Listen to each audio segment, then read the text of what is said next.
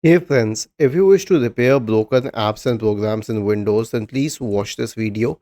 I will guide you through the procedures. Now, if it is specific to the program and it has nothing to do with the system, then we will go to the repair program feature itself. But let's say it is a Windows program, then we will try an SFC scan. And SFC scan is only for Windows related programs, and there are very few left now. But anyway, search for command prompt in the Windows search bar and click on Run as Administrator. Type the command sfc space forward slash scan now and hit enter to invoke the sfc scan. The next one is to repair the program. Let's say that the program is ShareX. So I'll search for it and I'll click on app settings in the right pane. I'll scroll down, I'll terminate the process. Even if it's running in the background, I will repair it.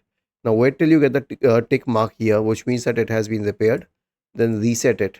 Okay, once you have reset it, it should usually be as if you have recently installed it. But if the files were corrupt, even in that case, the repair process should have helped. But if it didn't, then just uninstall the app. Now it needs a few seconds to uninstall it, like 20 to 30 seconds.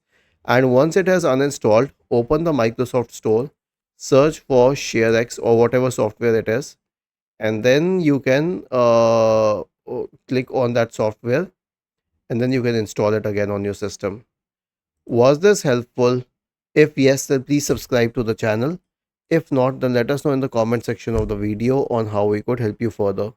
Thank you for watching this video and have a nice day.